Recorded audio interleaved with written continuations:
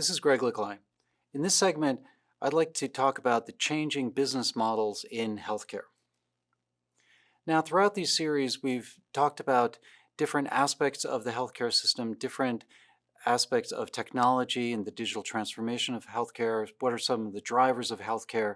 And importantly, how does this all come together in the changing models of healthcare delivery and the changing business models in the complicated landscape that is the business of healthcare, as illustrated by this well-known Escher drawing? There are well-described barriers to healthcare innovation. Some of these are around the lack of consumer focus, which is changing. Some of these are around legacy technologies, which is changing. And some of these are around the business models and those incumbents which have previously been in power that are reluctant to give up their power from an economic point of view to allow change. And as these changes occur, they create different cycles of innovation, technology that the entrepreneur and observers of healthcare can take advantage of as they're thinking about the way to introduce new and better technology, and specifically new and better software for patient benefits. Why is the revenue model changing in healthcare? Well, some of the things that we've talked about, that hospital systems, payers face significant challenges. We've talked about the increased costs that are affecting healthcare. So hospitals are under increasing pressure to change the way they think about revenue and treating patients. And how do they do this? How do they think differently about delivering high quality services and improving their reimbursements for the delivery of the best possible care? There are some models that we'll go over and some specific examples next. So for example, the value-based healthcare model has been described as one of the ways to really improve the aim of healthcare in terms of better quality at a lower cost. Some of the fundamental principle of value-based healthcare is that entities are reimbursed on the basis of delivering better outcomes as opposed to just better procedures. So it really takes a more holistic approach, bringing together patients, providers, payers, as well as suppliers and society for a more comprehensive look of what can be done to improve the patient experience and healthcare outcomes at a relatively lower cost. There are some examples of well-known healthcare systems that have applied value-based systems. Now, here are two specific examples, one coming from Intermountain Health, where the system integrated mental health into primary care as a default practice. They wound up reducing costs per patient, as well as, importantly, reducing the number of emergency room visits, which are a very expensive use of the healthcare system, by incorporating a more holistic approach to patients and their mental health issues. In another example, at Mayo Clinic, surgeons worked more effectively with their pathology lab during certain surgical procedures so that they could complete the entire procedure and get a diagnosis during one surgery. What this did was eliminate the need for repeat surgeries for about 96% of patients, which also reduced their overall costs and reduced their overall reoperation rate. In considering another type of way that is healthcare systems use to reduce costs and improve outcomes, another model is described as the learning healthcare system. Now, in the learning healthcare system, a virtuous cycle is created between the practice, the data, and the evidence collected that gives information back to clinicians and managers of the healthcare system for continuous improvement. Now, the way this works is that clinicians consider different techniques that could improve patients' experience and outcomes in healthcare, but then they also record the data associated with those patients. That data can be in the form of wearables, it can be electronic, it can be information, and that data then is put into intelligent systems using things like artificial intelligence to analyze what is the actual evidence-based results that more accurately describe which techniques actually caused an improvement and provided better outcomes. This then gets fed back to the providers who hone their practice. Yet another step will take the best in class and do further improvements in healthcare, continue to collect the data, continue to analyze that data to get evidence so that they continue to improve.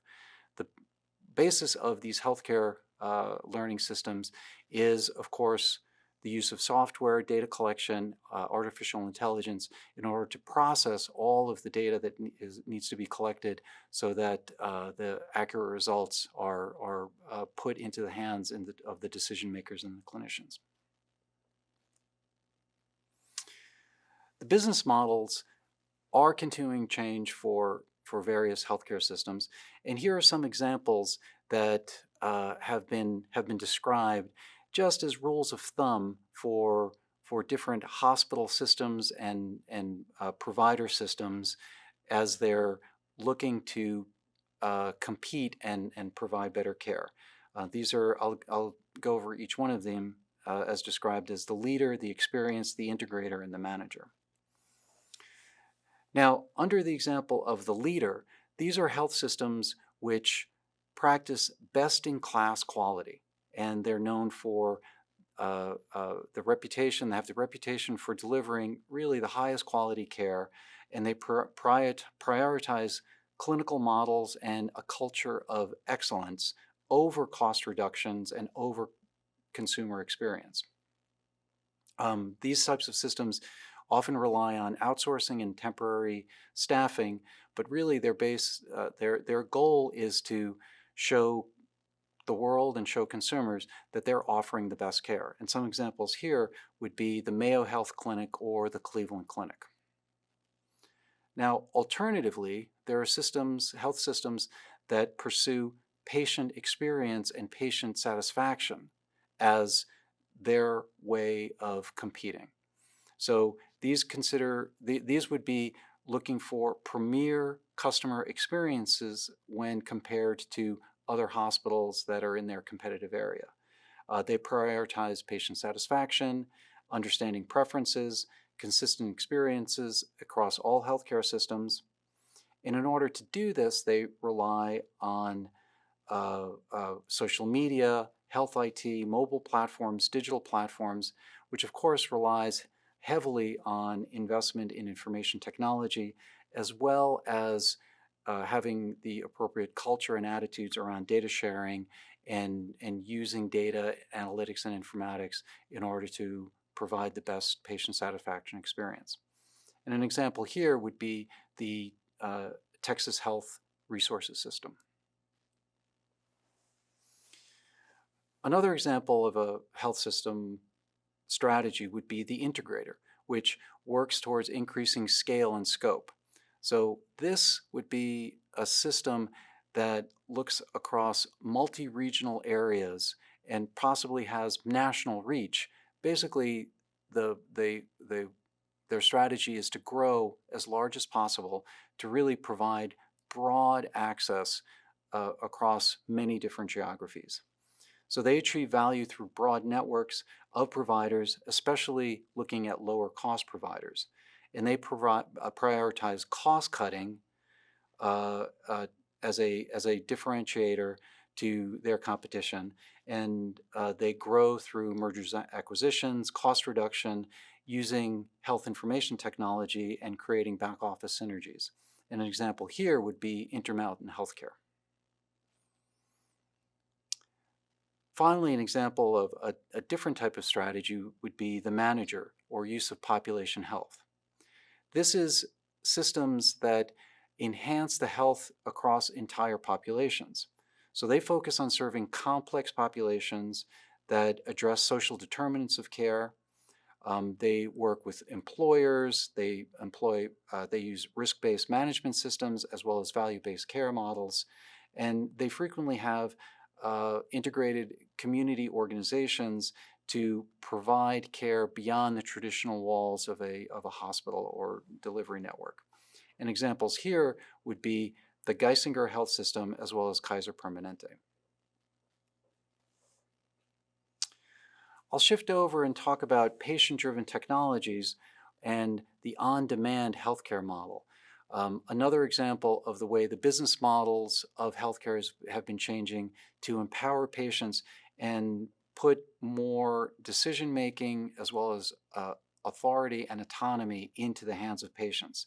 So some of these would be the use of personalized health solutions, information on request in order to level the information asymmetries and level the playing field, use of patient experience benchmarks through digital recording of outcomes data, care anywhere networks, and the use of telemedicine to improve access.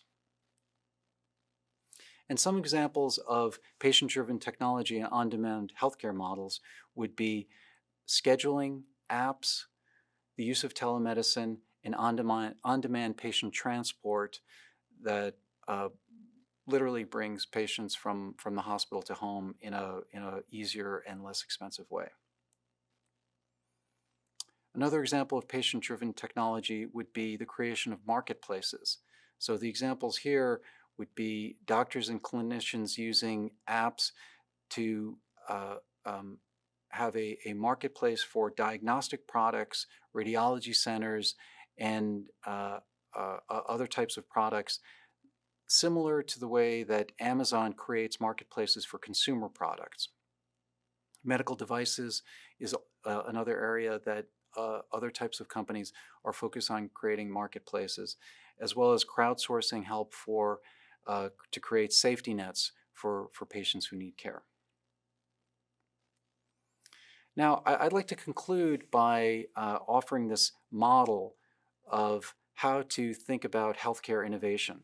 Now, at Yale, we use this framework called the RAPID framework to consider what elements are necessary in order to create sustainable innovation in healthcare. Now, RAPID is an acronym that stands for Regulatory, Alternatives, Patients, Innovation, and Data. The goal here is to create a virtuous cycle of sustainable improvement based on sustainable innovation so that health entrepreneurs and health companies can continue to grow and improve and provide the best services for patients. So going around the circle, the patient or consumer needs to be brought into this technology, and there are frequently costs associated with this. So the entity needs to understand what are the acquisition costs to bring consumers in to use their service or their products. Data needs to be used for validation, and in healthcare in particular, data is extremely important because that is the evidence generation that's needed to validate whether different types of products or services are effective. Regulatory is especially important in healthcare because these barriers exist, and those barriers can also be benefits for those products that are improved and become first in class or best in class that create natural barriers for other competitors to come in. And entrepreneurs need to consider alternatives.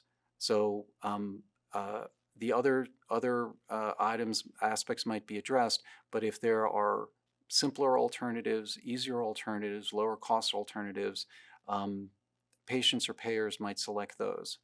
So this is a framework that we use in order to analyze different specific healthcare entities and companies to think about, have they achieved a balance among all these forces in order to achieve sustainable innovation?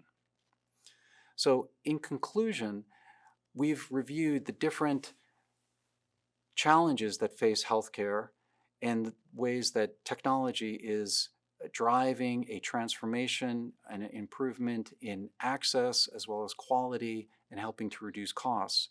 And entrepreneurs, particularly those who are interested in technology and software, should consider all of these things as really as opportunities to help create value and create benefits for themselves and for society.